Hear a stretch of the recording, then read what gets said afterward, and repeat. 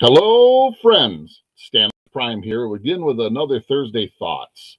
Usually try to pick out like a new comic book title or a comic book title that I'm reading or just started reading, and I'll give you my thoughts and opinions on it. Today's going to be something a little different. If you watched my new comic book day haul yesterday, you've seen that I got two new price guides, the Overstreet price guide. This is the 50th anniversary of it, and I wanted this big price guide because, well, I'll be honest, the older I get, the harder it is for my eyes, especially at night. Like if I'm trying to look up something for like to do a bid on eBay or something, and I'm not doing like eBay last sales, and I try to just have a base point. I figure I'll use this, I'll use the Overstreet price guide as a basis, and then I'll learn from that, if it's realistic or not. Because the problem with anything that's print is the minute you get it, it's aged. You know what I mean? These are like prices for basically last year, maybe with a little increase that they feel is going to happen for this year. And it says 2020, 2021. So I don't know if that means it's going to take care of 2 years or whatever. I didn't look at last year's to see if the same type of thing was there. But, as far as the larger print size goes, this is phenomenal, especially if you're somebody like me that has some, up close vision problems and stuff, especially later at night. I really find that, as I'm tired, my eyes, I just can't focus on it. But it's great for that. And I'll show you in comparisons. I ended up opening my Spawn cover of the price guide because I bought that. I wanted to keep it covered, sealed, but I wanted to make sure I was right. Here you can look at the pricing and see how tiny it is. Just a lot harder for me to see. But where my disappointment comes in this big price guide, the Overstreet price guide, is one of my favorite parts of the price guide is reading all the contributors' information and what they feel, as they say, the Overstreet advisors, and what they've witnessed last year and stuff. And I was really looking forward to being able to read that in this because, once again, even just where the regular printed pages are of stuff, the writing is much larger, and it's just easier on your eyes. So I was really looking forward to reading that. So I get into this and I find, oh man, the Overstreet market report for 2020, cool. It has a gold, bronze, goes through, and it's like 5 pages. And it goes into some prices and stuff. And then it goes into the mini books. And I'm like, where's the Overstreet advisors commentary from last year, what their opinions are of the market? And the reason I find this so important is, yes, it's aged information, but it's what they've noticed over the last year on the hobby. And if you watch YouTube consistently, we have a pretty good as a content creators, not so much me. I'm just a goofball. I just have fun making videos and stuff. But there are some content creators out there that they seriously invest some serious time to pick out those hot books and to watch trends and stuff. So you get to see them. So, we're kind of up to date anyways. But for just somebody that just wants to say, hey, what's been going on in the market, what they missing, what they took out of the big book is, and I'm getting to it. I have a page, but they've taken out the, here it goes, the Overstreet Market Report 2020.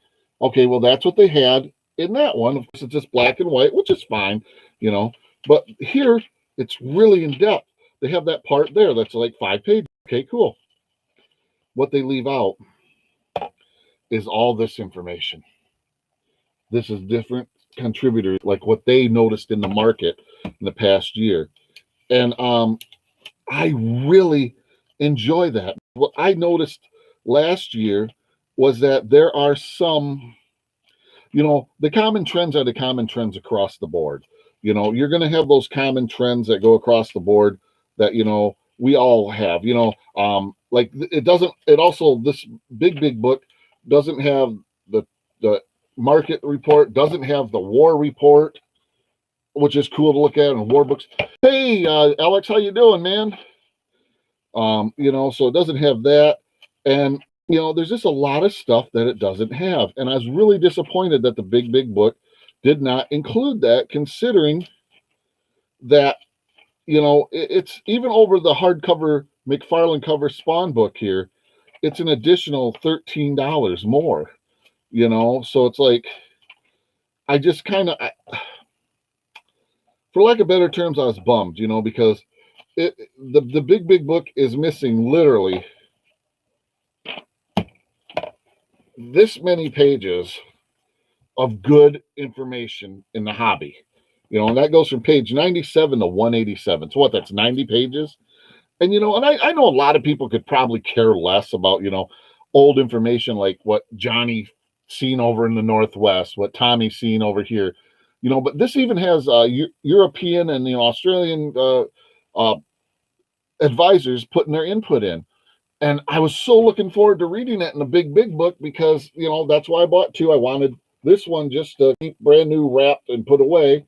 I had no intention of opening it till I realized when I got this yesterday. I was like, oh, I was more excited about reading this than I was about reading the new comics. So I get into it, I'm all geeked, and I go, well, wait, it's missing something. So then I thought, well, maybe it's because of the COVID stuff that they didn't put it into the book. So that's why this morning I opened up this one, and that all that information of all the advisors' information is in here, but it's not in the big book. So I'm highly bummed about that, because the big book is awesome for what I wanted it for, to where my eyes, especially at night, like I come home from work and I'm doing stuff, my old eyes can see the writing here better, because unfortunately that is one of the things that time has taken from me, is my eyesight for near stuff. I take my glasses off, and I can't read this. I can't read this book without my glasses. So up close, I'm pretty much, I won't say blind, but I'm bad. And so I'm really disappointed at the big comic book price guide that costs, $50, doesn't have all that extra information in it that I was so looking forward to. And I know to some of you, you're like, I don't care about that. I'm not going to read the advisor stuff. But I really enjoyed that, because what I found is, yes, the big trends like, Venom's a hot run, this or that's a hot run, that's concurrent across the country. But, there are regional hot books, like the Northwest had this book, Midwest had this, then Southeast had this, it was just it was cool information to see different people's perspectives. Because from different areas, they're like, oh man, I couldn't sell this. Other areas like, I couldn't keep them on the shelf. So it's like, it was just fun information to have, and I'm very disappointed in that. What does Alex say? I just got New 52 Demon Knight full run. Sweet, man. Louis, how you doing? Stan thought you were going to keep it sealed. Couldn't resist. No, it's not that I couldn't resist. I had to open it to see if it had. The big book is missing the advisors. I don't know if you've ever gotten these before, but they have like this whole section. It's 90 pages in this book of the advisors' commentary of like what they seen last year. And the advisors are like people from CGC, CBCS, comic book store owners, all sorts of that Russ Bright that is on Comic Tom that owns Mill Geek Comics as an advisor, and I really look forward to reading that, even though, yes, like I said, anything printed is dated the minute you get it. Magazines, everything. So I like I said, I don't know how long you've been in here, Louis. I got this yesterday. I was more excited about this than I was the comics. I was going to go read that stuff, see what they thought of, and that part is not in here, and that's a bummer. For anybody, because like the only reason, I'll be honest, the only reason I ordered the Spawn one is because I wanted the McFarlane Art Spawn, and I was going to keep it sealed and everything, and then I was going to complain this morning about that not having it in here. Then I thought, oh, maybe the COVID is why. So I opened it up. And I'm glad I did, because now I'm going to read it out of here. I mean, it's not in perfect shape anyways. You can see where it got bumped and bruised anyways, but kind of bummed. But I guess my biggest thing is, for my Thursday thoughts, the big Overstreet comic book price guide 50th edition. I'm a little bummed out. Yes, it's great for people like me that need the bigger writing to see and not have so much eye strain when you're pricing stuff and looking things up, especially for like bidding on auctions, because I have been shooting for some golden age books and stuff that there really isn't any like past sales on eBay for years. And I use this as a basis point. It's not always right, but I use it as a basis point, because a lot of times if it's a hot golden age, it'll go 3 or 4 times book, but at least it's a basis. It gives me a general idea what to do. So, that's why I like the Overstreet price guide, but I'm just really bummed that, the big book doesn't have all the advisory information in it. It's great for pricing, great for looking stuff up, great for that, but Disappointed that it doesn't have the advisory stuff. So is a keeper or crap? It's a keeper if you need the larger writing for eye strain and stuff. Absolute keeper. I'd say buy this all day long. But on the crap side, if you enjoy reading the advisor's commentary and stuff, I would say over the even the hardcover, which was $37, which is more than the regular one. I think the regular one's only $29, and if you look for, I think you get around 25. I'd say save your $20 if you don't need the larger writing and you enjoy the advisor information. Save your $20. Just buy the regular softback cover, because it's unfortunate. I wish I would have known that. I think in the future, I'm probably just going to buy the regular cover because I don't use the price guide all the time, but when I do, I use it. It's weird. I won't touch a price guide for a month or two, and then all of a sudden I get on like this binge that I gotta buy, and I'll use it like every day for 3-4 weeks, and that's when I notice with the smaller writing, my eyes hurting. So keeper or crap? I'd say worth it, or keeper worth it if you need it for the larger writing and you don't care about the advisor's commentary from what they've seen in the market last year. I'd say crap if you really enjoy the advisor's commentary, like myself, I do, and you don't need the bigger writing. I'd say save your money, save your $20, use it to buy some comic books or something, or some supplies. So I'm a little disappointed in it. So this is one of those where I'm not going to say keeper. I mean, honestly, I'll be honest, I'm disappointed because I thought it had all the information and it doesn't. So what does Alex say? You're getting into Pops? I don't mean to. Oh, it's sitting back there. That's that Spider-Man. It was just so cool, man. And now I'm looking at them going, man, those are kind of cool. But I'm not going to go back crap crazy. I'm just going to get a couple every now and then if I see something I just really, really, really like. They are kind of neat, but at the same time, I'm concerned they're going to be like the Beanie Baby thing. For years, Beanie Babies were, and a lot of people say, oh, Pops won't do that because, some of them are vaulted. Okay, they did the same thing with Beanie Babies. And maybe I'm 100% wrong. Maybe a couple of years from now, I'm going, oh, why didn't I buy all those at Books A Million when they was marked down to $5? Oh, that was so stupid. But, hindsight's 2020. I only have X amount of dollars, so I got to just buy what I enjoy. And right now, mostly I enjoy comic books. I enjoy sports cards and some trading card games, I like to get. So I'm just going to stay there. You went down that hole, Alex, for the Pops? Yeah, man, I could see it. I could see it becoming real quick because Pops is so much fandom, they make what's hot right then. So everybody gets geeked, got like 1,000 of them. Hey, nothing wrong with that, man. I pray for everybody that the value stays there. I hope they do. Because they are cool. I mean, I'm not gonna lie. This thing is oh my arm. This thing is super cool. I don't think I'm gonna take him out of the box, but he's super cool. And you look, it's got all sorts of detail and stuff. It's super cool. I'm not gonna blow smoke up anybody's butt. They are pretty cool, but I don't need to start collecting something else. I'll go broke faster. As I'll be honest.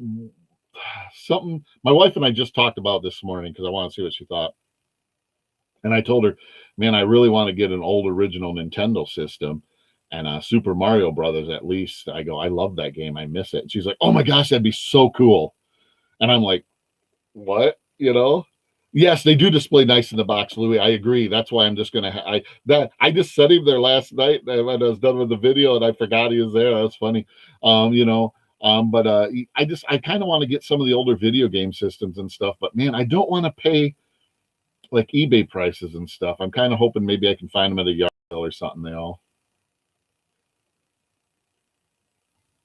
Oh, you never seen this one yet, Alex? Yeah, it was according to the app and everything, it was a previews exclusive, Previews magazine from Diamond, and yeah, pretty cool.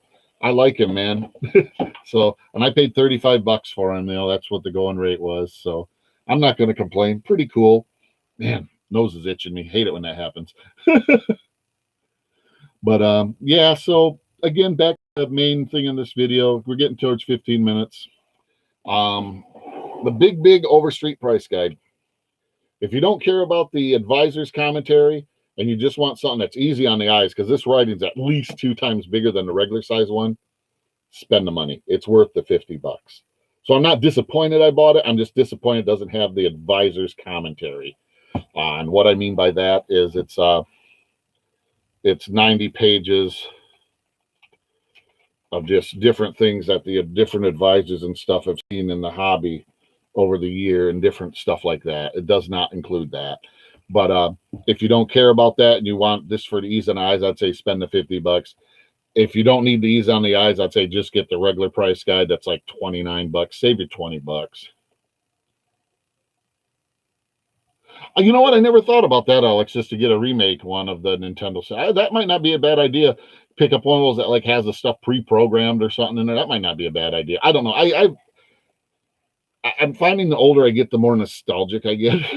So it's kind of weird. I just shoot, I was just at my mom's house yesterday checking everything out because she's up at a nursing home.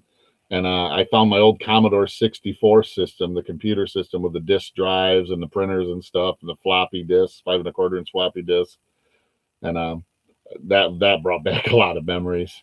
I was just kind of going over everything, make sure everything was good.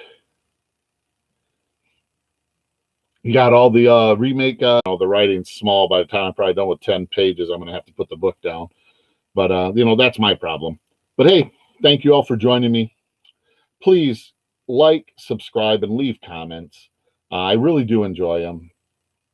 And be kind to one another, and live long and prosper.